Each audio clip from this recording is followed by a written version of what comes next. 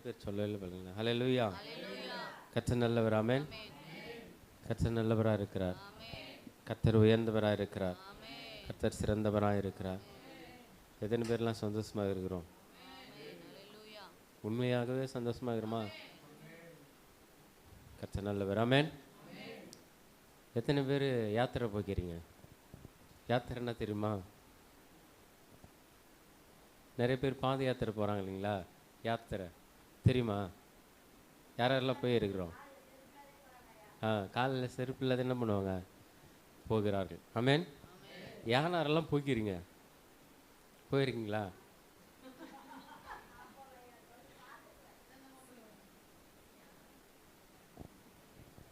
ஹல்லேலூயா. சரி, யாத்திரைன்னா என்ன தெரியுங்களா? எதற்காக போகிறாங்க தெரியுங்களா? கால்நடையாக யாத்திரை போகிறாங்க ஒரு சிலர். ஆமென். ஏன்னா தன் தெய்வத்தை பார்த்து விட்டு என்ன பண்ணோம்? திரும்பி வருவதற்காக போகிறாங்க. ஒரு சிலர்லாம் வேனை திரு என்ன பண்ணுவாங்க? போவாங்க. ஒரு சிலர்லாம் காரில் போவாங்க. ஒரு சிலர் பஸ்ஸில் போவாங்க. ஆமென். ஒரு சிலர்லாம் ஃப்ளைட்டில் போவாங்க. நான் அந்த தேசத்துக்கு போயிட்டு என்ன பண்ணுவேன்? கடவுளை பார்த்துட்டு திரும்பி வரணும் அப்படின்னு சொல்லி. ஒரு சிலர்லாம் கப்பலில் போகிறாங்க. ஆமென். ஆனால் நாம் எதில் போகிறோம்? நாம் போகிறோமா, போனோமா, போகக்கூடாதா? நாம் யாத்திரை போகிறோமா, போகக்கூடாதா? போகணுமா, போனோம், போகக்கூடாதா? ஆமென். வெளிப்படுத்தின விசேஷத்தில் 18ஆம் அதிகாரம் 17ஆவது வசனத்தை வாசிக்கலாம்.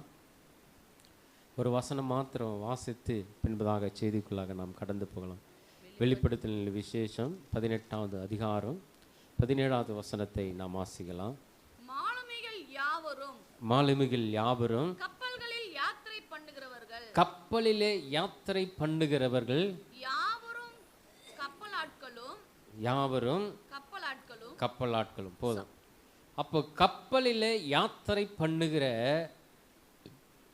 அநேகரை குறித்து வேதம் இங்கே குறிப்பிடுகிறது. மாலுமிகள், கப்பலிலே யாத்திரை செய்கிறவர்கள். ஆமென். அப்போ வேதத்தில் கப்பல் யாத்திரை என்று ஒரு வார்த்தை இங்கே குறிப்பிடப்படுகிறது. ஆமென்.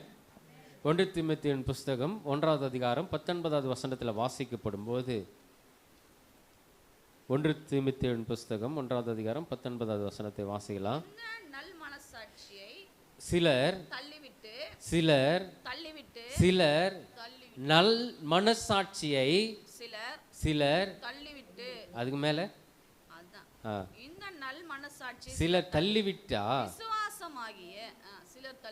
சிலர் தள்ளிவிட்டு விசுவாசமாகிய கப்பலை சேதப்படுத்தினார்கள். ஆமென். இங்கே கப்பலை சேதப்படுத்துறாங்க. ஒரு சிலர் யாத்திரை பண்ணுகிறார்கள். ஆமென். விளங்குதுங்களா? ஒரு சிலர் யாத்திரை பண்ணும்போது விசுவாசமாக கப்பலை என்ன பண்றாங்களாம்? சேதப்படுத்துகிறார்களாம். ஆமென்.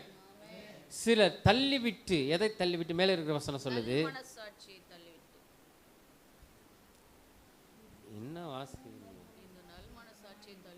1 தீமோத்தேயுவின் புஸ்தகம் 1ஆவது அதிகாரம் 19ஆவது வசனத்தில் வாசிக்கப்படும் போது நான் எழுதுகிறேன், இந்த நல் மனசாட்சியை சிலர் தள்ளிவிட்டு விசுவாசமாக கப்பலை என்ன பண்ணாங்களாம்? சேதப்படுத்தினார்கள். ஆமென். அப்போ அப்படியானால் நாமெல்லாம் யாத்திரை பண்ணுகிறோம். கிறிஸ்துவலாக நாம மாத்திரமல்ல, கிறிஸ்துவை பின்பற்றுகிற, கிறிஸ்துவை ஏற்றுக்கொண்டு தன் ஜீவனாக இருக்கிற, நடக்கிற எல்லாரும் ஒரு யாத்திரை பண்றாங்க. ஆமென். இன்றைக்கு புறஜாதிகள் யாத்திரை பண்ணுகிறது போல, பாத யாத்திரை போறது போல, கிறிஸ்தவர்களும் கிறிஸ்துவை ஏற்றுக்கொண்டவர்களும் ஒரு யாத்திரை போறாங்க.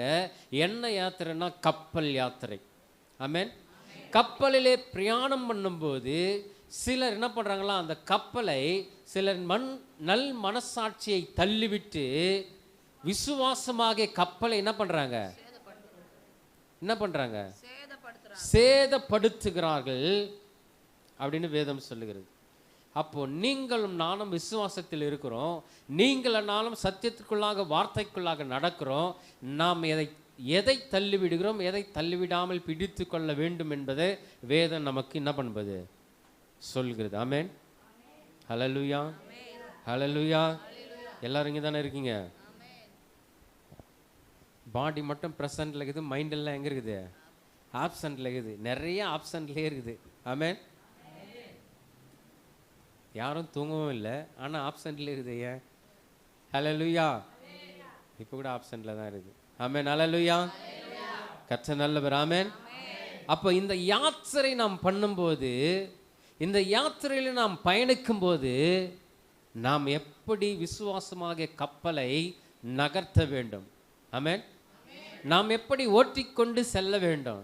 கொஞ்ச நேரத்துக்கு முன்னாடி பார்த்தோம் இல்லைங்களா, கப்பல் என்பது என்னவா? யாத்திரை. ஆமென். விசுவாசமாக கப்பலை சிலர் சேதப்படுத்துறாங்க. எப்படி சேதப்படுத்துறாங்கன்னு சொன்னா, மார்க் எழுதின சுவிசேஷம் 7வது அதிகாரம் 8வது வசனத்தில் வாசிக்கப்படும் போது எப்படி சேதப்படுத்துறாங்களாம்? நீங்கள் தேவனுடைய கட்டளையை தள்ளிவிட்டு, நீங்கள் தேவனுடைய கட்டளையை என்ன பண்றீங்க? தள்ளிவிட்டு மனுஷருடைய பாரம்பரியத்தை கைக்கொள்ளும், மனுஷருடைய பாரம்பரியத்தை என்ன பண்றீங்க? கைக்கொண்டு வருகிறவர்களா? ஆமா, மனுஷருடைய பாரம்பரியத்தை கைக்கொண்டா தேவனுடைய கட்டளை என்ன பண்ணிடலாம்? தள்ளிவிடலாம். அப்போ தேவனுக்கும் மனுஷனுக்கும் உரிய காரியத்தில் நாம் எப்படி நடக்கிறோம்? ஆமென். இங்க தான் விசுவாசமாக கப்பல் என்ன பண்ணுதான்? சேதப்படுத்துகிறது. சேதப்படுத்துகிறோம். ஆமென். யார் சேதப்படுத்துறாங்க? நாம் தான் சேதப்படுத்து. ஒவ்வொருவரும் என்ன பண்றோம்? சேதப்படுத்தும். எதை கொண்டு சேதப்படுத்துகிறோம்? மனுஷருடைய கற்பனைகளை கை கொண்டு தேவனுடைய கட்டளைகள் என்ன பண்றோம்? தள்ளி விடுகிறோம். அப்படி தள்ளி விடுகிறதுனால விசுவாசமாக கப்பலை நாம் சேதப்படுத்துகிறோம். ஆமென். அப்போ என்ன கட்டளையை நாம தள்ளுறேன்னு சொன்னா, எதை கை கொள்ள வேண்டுமோ அதை கை கொள்ளணும், எதை கை கொள்ள கூடாதோ அதை கை கொள்ள கூடாது. அப்ப மனுஷருடைய கற்பனைகளை, போதனைகளை நாம் என்ன பண்ணக்கூடாது?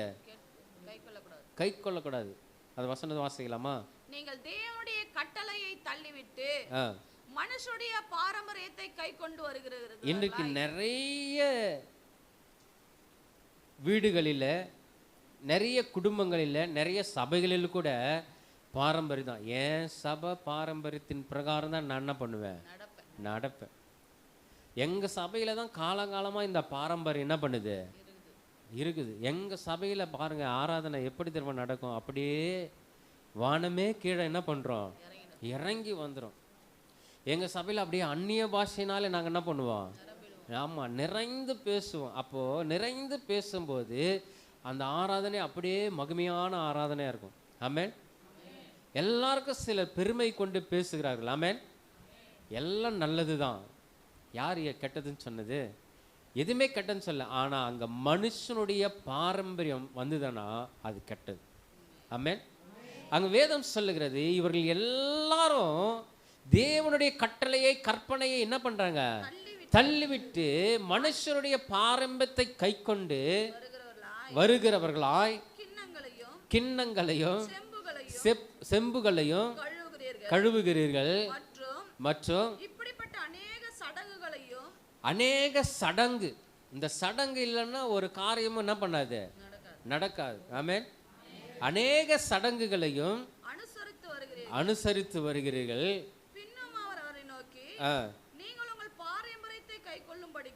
நீங்கள் உங்கள் பாரம்பரியத்தை கை கொள்ளும்படிக்கு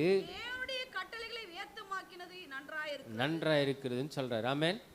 அப்போ மனுஷனுடைய கற்பனைகளை, மனுஷனுக்கென்று ஒரு கற்பனை இருக்குது. நம்ம இப்படிதான் கர்த்தரை என்ன பண்ணணும்? துதிக்கணும்.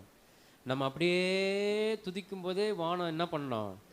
இறங்கி வந்துடணும் அப்படின்னு நினைக்கிறோம். ஆமென். அதுக்கு மேலே இருக்கிற வசனம் சொல்லுது, 6வது வசனம் 7வது வசனம் சொல்லப்படுகிறது, அவர்களுக்கு அவர் பிரதித்திரமாக இந்த ஜனங்கள் என்ன பண்றாங்களா? உதடுகளினாலே என்னை கனம் பண்ணுகிறார்கள், அவர்கள் இருதயமோ எனக்கு தூரமாய் விலகி இருக்கிறது. விலகின்ற வார்த்தை இருக்குதா? ஆமென்.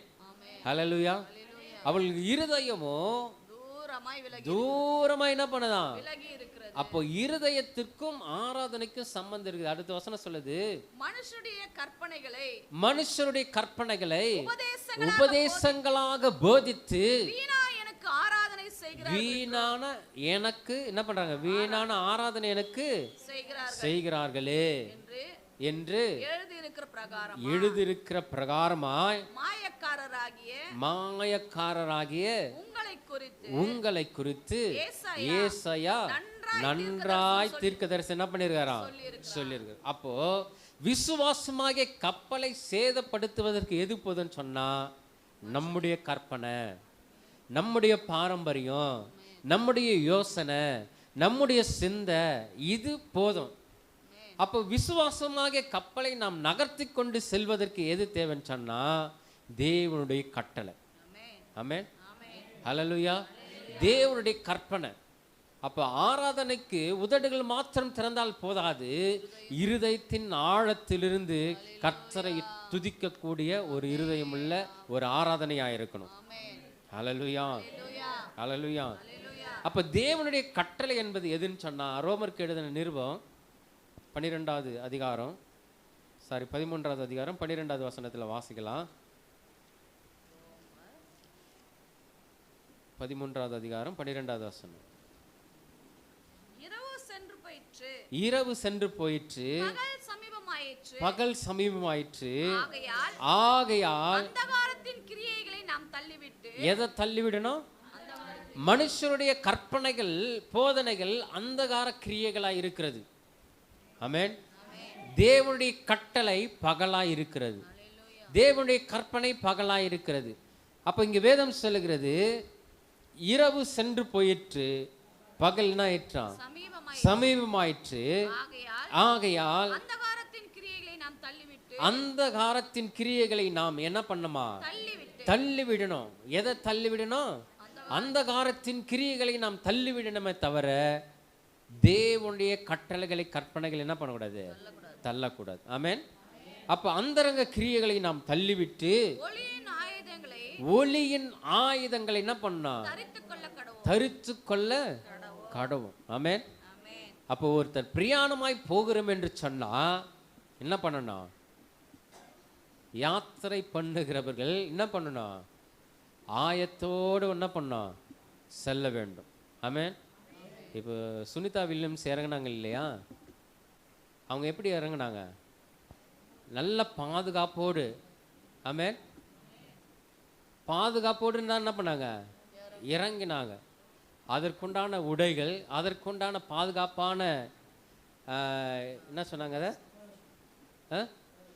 அந்த பேராஷூட்ல எல்லாத்தையும் என்ன பண்ணாங்க? எல்லாத்தையுமே தயாராக வைத்திருந்தாங்க. எங்கேருந்து? வானத்திலிருந்து இறங்கி வரும், விண்ணிலிருந்து இறங்கி வருதுக்கு. ஆமென். அது போல தான் நாமும் என்ன பண்ணணுமா? ஆயத்தமாய் யாரை தரித்து கொள்ளமா? ஒளியின் ஆயுதங்களை நாம் என்ன பண்ணோம்? சொல்லுங்களா? ஒளியின் ஆயுதங்களை தரித்து கொள்ளணுமா? ஆமென். அப்போ ஒளியின் ஆயுதங்கள் என்னன்னு அர்த்தம்? இருளை அகற்றி ஒளியை என்ன பண்ணணுமா? தரித்து கொள்ளணும். அந்த வசனங்களை வாசலாம். களியாட்டும், வெறியும், வாக்குவாதமும், பொறாமையும் உள்ளவர்களாய் நடவாமல். இது இல்லாத மனுஷனே இல்லை. இது எல்லாத்தையும் என்ன பண்ணு? தள்ளிவிடு.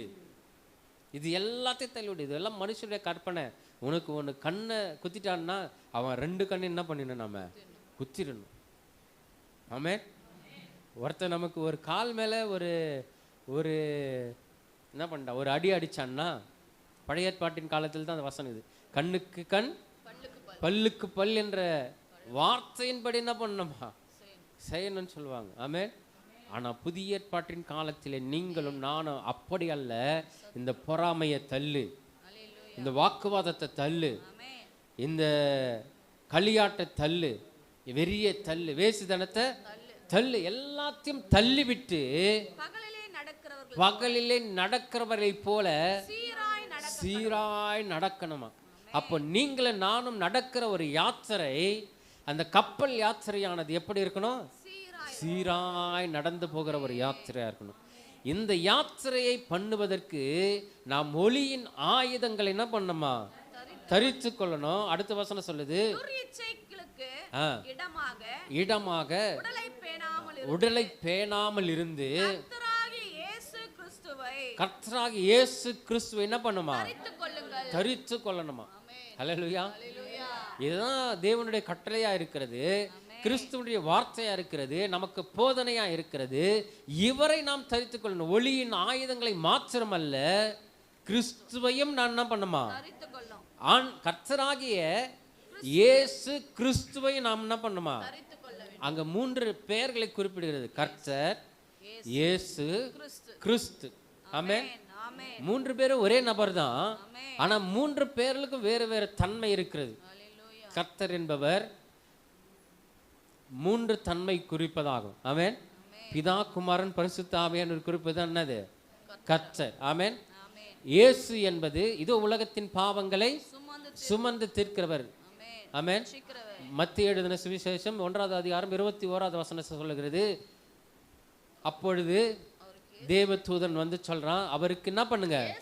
இயேசு என்று பெயரிடுவாயாக, ஏனெனில் அந்த இயேசு என்ற பெயருக்கு என்ன அர்த்தம்னா, தமது ஜனங்களின் பாவங்களை நீக்கி அவர்களை ரட்சிப்பார் என்ற அர்த்தம். எதற்கு? இயேசு என்ற பெயருக்கு. கிறிஸ்து என்றார் உன்னதத்திலே தாவீதின் குமாரனுக்கு ஓசன்னா என்று சொல்லி, கிறிஸ்து பவனையாய் வரும்போது, ஒரு ராஜாவாய் வரும்போது, ராஜா என்ற பெயருக்கு தான் கிறிஸ்து என்ற அர்த்தம். ஆமென். அந்த கிறிஸ்துவின் பெயருக்கு அர்த்தம் அது. அந்த கர்த்தரை தரித்து கொள்ளணும், இயேசுவை தரித்து கொள்ளணும், கிறிஸ்துவை என்ன பண்ணணுமா? தரித்து கொள்ளணும்.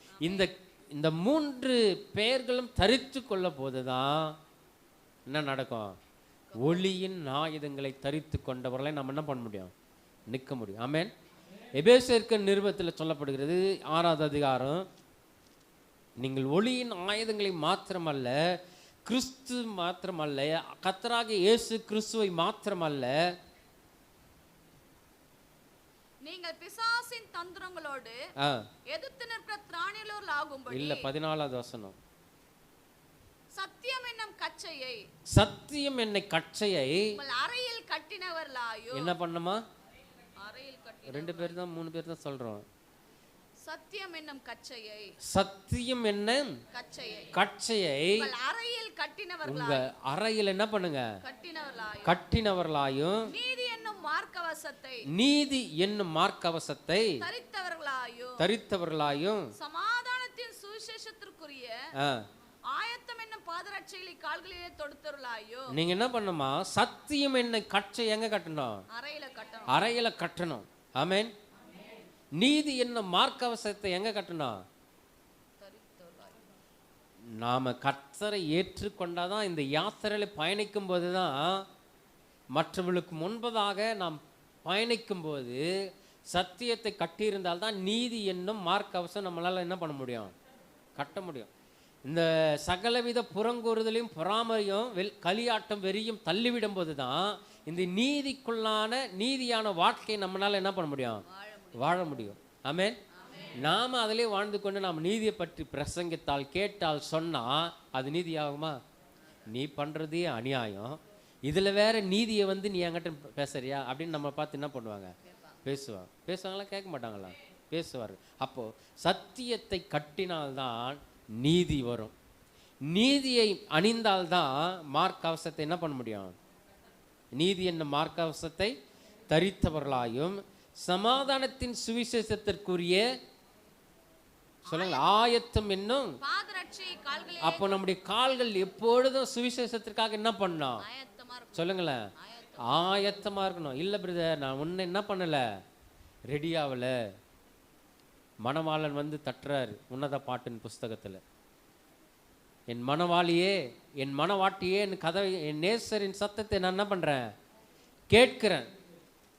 நான் படுத்துக்கொண்டேன், நித்திரை செய்கிறேன், என் இருதயமோ விழுத்திருந்தது. நல்ல கவனிங்கள, விழுத்திருக்கிறது இருதயம் விழுத்திருக்கிறது. ஆனால் எழுந்து போய் என்ன பண்ண முடியல?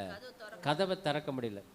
நம்முடைய வாழ்க்கை அது மாதிரி ஆகிவிட கூடாது. ஆமென். அந்த வசனத்தை வாசிக்கலாம்.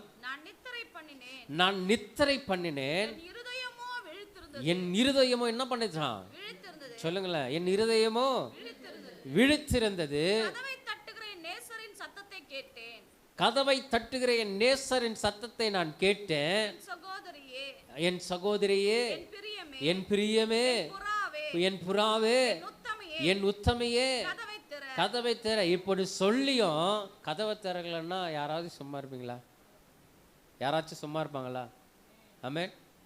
எப்படி கெஞ்சிரா இருப்பாருங்களா? எப்படி கொஞ்சிரா இருப்பாருங்களா? என் பிரியமே, என் சகோதரியே, என் புறாவே, என் உத்தமையே, கதவை தர. ஆனா இப்ப இருக்கிறவங்க என்ன சொல்லுவாங்க? ஏ சனியனே, எவ்வளவு நேரம் நின்னுங்கிறது. ஆனா அவர் சொல்றாரு, என் தலை எப்படி நாள் இருந்ததா, என் தலை பனியினாலும்,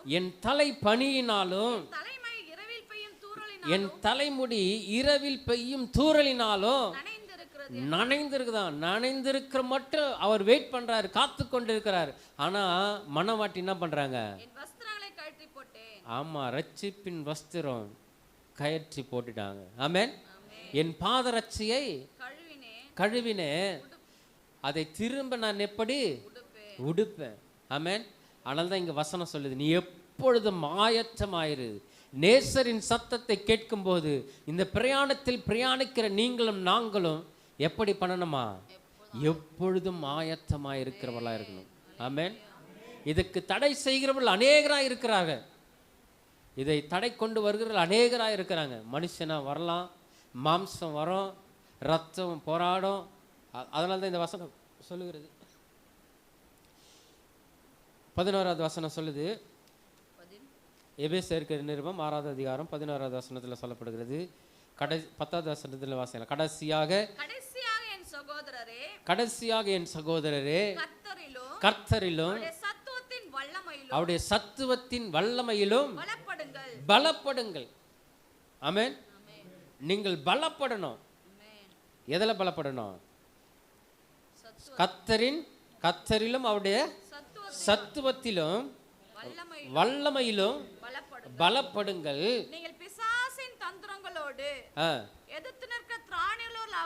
இதெல்லாம் எதுக்கு தெரியுமா கொடுக்கிறாரு?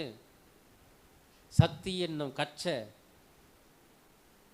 நீதி என்னும் மார்க்கவசம், சமாதானத்தின் சுவிசேஷத்திற்குரிய ஆயத்தம் என்னும் பாதரட்ச, பொல்லாங்கனையும் அக்கினி அஸ்திரங்களையும் அவிழ்த்து போடத்தக்கதாய் எல்லாவற்றும் மேலாக. பாத்தீங்களா? இந்த விசுவாசம் என்னும் கப்பலுக்கு இவெல்லாம் தேவைப்படுகிறது. ஆமென். இந்த விசுவாசமாகிய கப்பலை நாம் சேதப்படுத்தாதபடிக்கு யாத்திரை பண்ணுவர்களாகிய நாம் இவை எல்லாவற்றையும் அணிந்து கொண்டு போகும்போது எல்லாவற்றுக்கும் மேலாக என்ன பண்ணமா? விசுவாசம் என்னும் கேடகத்தை பிடித்து கொண்டவர்களாய் நில்லுங்கள். இந்த ரட்சிப்பின் தலைச்சீராதான் அந்த மனவாட்டி என்ன பண்றாங்க? கயிற்று வச்சிடறாங்க. ஆமென். அதனால தான் உடுப்பு என்ன பண்றாங்க? நான் கயிற்று போட்டேன். அப்ப யாத்திரை பண்ணுகிறவர்கள் நாம் எச்சரிக்கை என்ன பண்ணோம்? இருக்கணும். ஆமென். ஹல்லேலூயா, ஹல்லேலூயா. அந்த வசனத்தை வாசித்து முடிக்கலாம். ரட்சணையும் என்னும் தேவ வசனமாகிய ஆவி என்னும் பட்டயத்தை என்ன பண்ணுங்க? எல்லாமே பாதுகாப்பது தான். இந்த பட்டயமும் எதுக்குதான்? பாதுகாப்பதற்காக தான். நீ போயிட்டு அவனை வெட்டிட்டு வா, அவனை குத்திட்டு வான்னு சொல்றதுக்காக அல்ல. இது எல்லாமே எதற்கு தானா? நம்முடைய பாதுகாப்பதற்காக. ஆமென். எதற்காக இந்த பாதுகாப்பு சொன்னா, நீங்கள் பிசாசின் தந்திரங்களோடு எதிர்த்து நிற்க திராணி உள்ளவர்களாய் ஆகும்படிக்கு தேவனுடைய சர்வாய வர்க்கத்தையும் தரித்து கொள்ளுங்கள். ஆமென். இவை எல்லாவற்றையும் தரித்து கொண்டாதான் அதுக்கு அடுத்ததான் ஒரு பிரச்சனை வரும். ஏன்னு சொன்னா, பிசாசின் தந்திரம். பிசாசு என்பவன் சாதாரண மனுஷன் அல்ல. ஆமென். பிசாசன் என்பவன் அசுத்தாவி கிடையாது. எங்களுக்கு பிசாசு பிடிச்சிச்சு, நம்ம ஜெபம் பண்ணால் ஓடி போயிது, அது அசுத்த ஆவி. ஆமென். இந்த பிசாசு என்பவன்னா அவன் அக்கினி நடுவிலே நடந்தவன். ஆமென். அப்பேற்பட்ட உருவம் கொண்டவன், அப்பேற்பட்ட அழகுள்ளவன், அப்பேற்பட்ட சாமானியன், அப்பேற்பட்ட ஞானம் பெற்றவன். அவன் எப்படிப்பட்டவனா? தந்திரம் உள்ளவன். ஆமென். உன்னையும் என்னையும் சேதப்படுத்துவதற்கு அசுத்தாவி தேவைப்படாது, பிசாசின் தந்திரங்கள் தேவைப்படும். அப்ப பிசாசின் தந்திரங்கள் நம்மிடத்தில் செயல்படக்கூடாது என்று சொன்னால் நாம் எதை தரித்து கொள்ளணுமா? சர்வாயுத வர்க்கத்தை தரித்து கொள்ளணும். ஆமென். ஏனெனில் நல்லா கவனிங்க, மாம்சம் என்பது நம்மை நாமே குறிக்கிற ஒரு காரியம். இந்த வசனத்தை பிரித்து பார்த்தோம்னா தான் நமக்கு புரியும். ஏனெனில் மாம்சத்தோடும், மாம்சம் என்பது நம்மை குறிக்கிறது, தனி மனிதனை குறிக்கிறது. அடுத்தது ரத்தத்தோடும், இதுவும் நம்முடைய ரத்தத்தை குறிக்கும், நம்முடைய இனஜன பந்துக்களை குறிக்கும். ஆமென். மாம்சத்தோடும் ரத்தத்தோடும் மாத்திரமல்ல, இந்த துரைத்தனங்கள் என்பது எதை குறிக்கிறதுன்னு சொன்னா அதிகாரங்களை குறிக்கிறது. வெளியில போற இல்லைங்களா, வெளியில போயிட்டு நம்ம வேலை செய்கிறோம், வேலை செய்கிறதுல மத்தியில அதிகாரம் உள்ளவர்களை குறிக்கிறது. ஆமென். அரசாட்சியை குறிக்கிறது, ஆளுகையை குறிக்கிறது. அதனால தான் வேதம் சொல்லுகிறது, ஏனெனில் மாம்சத்தோடும் இரத்தத்தோடும் மாத்திரமல்ல, துரைத்தனங்களோடும் இல்ல, துரைத்தனங்களோடும் அதிகாரங்களோடும் இந்த பிரபஞ்சத்தின் ஒன்று நீயும் உன் குடும்பத்தாரும் இரத்த சம்பந்தப்பட்டமான போராட்டம். ரெண்டாவது உலகத்தில் நடக்கிற அரசியல், ஆமென், அதிகாரங்கள், இவர்களுக்குள்ளாக நடக்கிற போராட்டம். மூணாவது இப்பிரபஞ்சத்தின் லோகாதிபதி. யார் இந்த பிரபஞ்சத்தின் அந்தகார லோகாதிபதி? பிசாசானவர். ஆமென். ஹல்லேலூயா. வான மண்டலங்களில் உள்ள பொல்லாத ஆவிகளின் சேனைகளோடு நமக்கு என்ன உண்டா? ஆமா, நாம பக்கத்து வீட்டுக்காரன் போய் சண்டைக்கு நின்னுங்கிறோம், கூட வேலை செய்யறோம் கிட்ட போய் சண்டைக்கு நின்னுங்கிறோம். ஹல்லேலூயா. நமக்கு பிரச்சனை யாரு? பிசாசு. நமக்கு போராளி யாரு? பிசாசு. நம்ம எடுத்துக்கொள்ள வேண்டிய ஆயுதம் எது? சர்வாயுத வர்க்கம், சத்தியம், நீதி என்னும் என்னவா மார்க்கவசம். ஆமென்.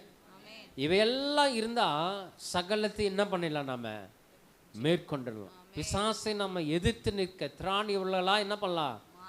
மாறிடலாம். அப்போ நம்முடைய யாத்திரை என்பது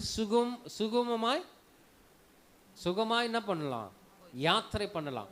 இல்லைன்னா இந்த போராட்டங்களும் நெருக்கங்களும் காற்றும் கடலும் கொந்தளிக்கும் போது சில பிரச்சனைகளும் போராட்டங்கள் வரதான் செய்யும். இவை எல்லாவற்றையும் மேற்கொள்வதற்காகத்தான் சொல்ற, நீ சத்தியம் என்னும் கற்றை என்ன பண்ண?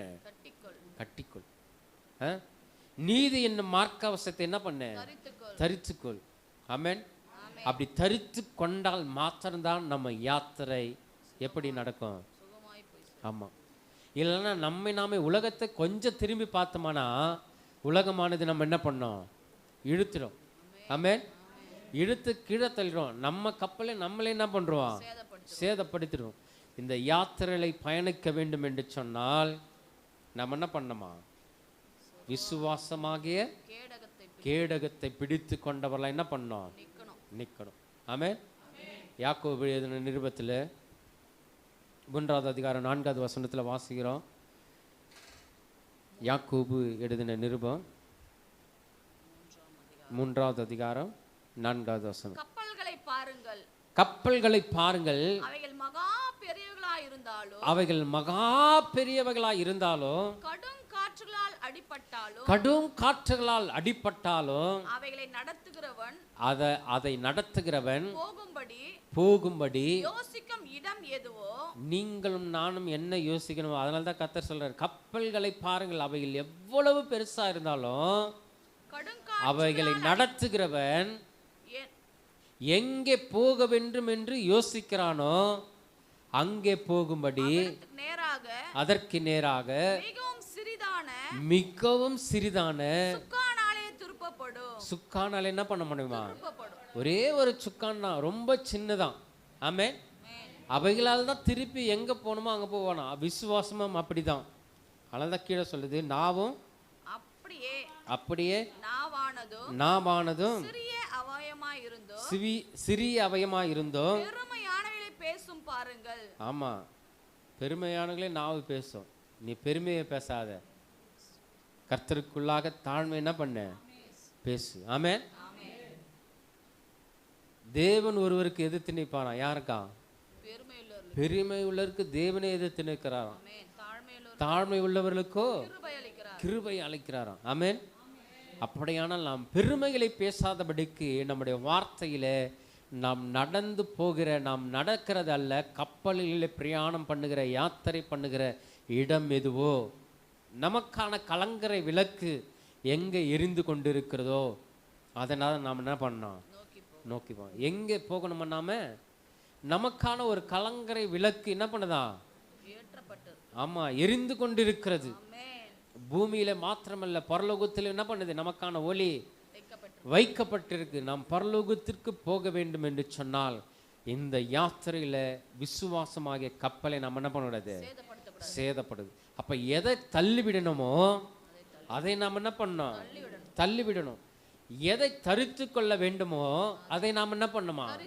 தரித்து கொள்ளணும். அதனால தான் எபிரேயருக்கு எழுதின நிருபம் 12வது அதிகாரம் 1வது வசனம் சொல்லுது, ஆகையால் மேகம் போன்ற எத்தனை திரளான சாட்சிகள் நம்மை சூழ்ந்து கொண்டிருக்க நம்மை சூழ்ந்து கொண்டிருக்க பாரமான யாவற்றையும் நம்மை சுற்றி நெருங்கி நிற்கிற தங்களை சுற்றி நெருங்கி நிற்கிற பாவத்தையும் தள்ளிவிட்டு பாவத்தை என்ன பண்ணுங்க? தள்ளிவிட்டு. ஆமா, தள்ளி விடுங்க. ஓரமா தள்ளி விடுங்க. அத பாவத்தை என்ன பண்ணுங்க? தள்ளிவிட்டு விசுவாசத்தை துவக்குகிறவரும் விசுவாசத்தை என்ன பண்றவரு? துவக்குகிறவரும் இந்த கப்பல் யாத்திரை தொடக்குகிறவரும் அதை முடிக்கிறவருமா இருக்கிற இயேசுவை நோக்கி என்ன பண்ணுங்க? நமக்கு நியமித்திருக்கிற யாத்திரையிலே ஓட்டத்திலே எப்படி ஓடணுமா? ஆமா, ஓட்டம் என்பதும் பொறுமையா தான் இருக்கணும். ஆமென். அவசரப்பட்டு நம்ம விசுவாசமாகிய கப்பலை என்ன பண்ணக்கூடாது? சேதப்படுத்த கூடாது. ஆமென். இந்த கப்பல் என்பது உன்னை குறிக்கிறது, நம் குடும்பத்தை குறிக்கிறது, நம் சபையை குறிக்கிறது. ஆமென். இந்த விசுவாசமாகிய கப்பலை நாமே சேதப்படுத்தாம நம்மை நாமே நிதானித்து என்ன பண்ணோம்? ஆராய்ந்து அறிந்து ஒளியின் ஆயுதங்களை தரித்து கொண்டு, தேவனின் சர்வாயுத வர்க்கங்களை தரித்து கொண்டு, இயேசுவை தரித்து கொண்டு, கிறிஸ்துவை தரித்து கொண்டு என்ன பண்ணோம்? பொறுமையோடு ஓடுகிற வாழ்க்கையை நாம் என்ன பண்ணோம்? தொடங்கணும். ஆமென். இந்த பொறுமையோடு ஓட்டத்திற்கு தேவையானது என்னன்னு சொன்னா, கிறிஸ்துக்குள்ளாக தேவனுடைய பிள்ளைகளாய் மாற வேண்டும். ஆமென். தேவனுடைய பிள்ளைகளாய் மாறும்போது தான் இந்த கப்பலில் என்ன பண்ண முடியும்? ஏற முடியும். ஆமென். அப்படி கப்பலில் ஏறுகளுக்கு மாத்திரம்தான் என்ன கிடைக்கும்? ஒரு விசுவாசம், நம்பிக்கை உண்டாகும். ஆமென். ஹல்லேலூயா, ஹல்லேலூயா. அதனால நாம் விசுவாசத்தை தொடக்குகிறவரும் முடிக்கிறோமாகிய ஆண்டவராகிய இயேசு கிறிஸ்துவின் நியமித்திருக்கிற ஓட்டத்தில் நாம் எப்படி ஓடணும்? பொறுமையோடு ஓடுங்கள், பொறுமையோடு ஓடுங்கள் என்று சொல்லி கர்த்தருடைய நாமத்திற்கு மகிமை உண்டாகட்டும். நம்ம கண்களை மூடி ஜெபிக்கலாம்.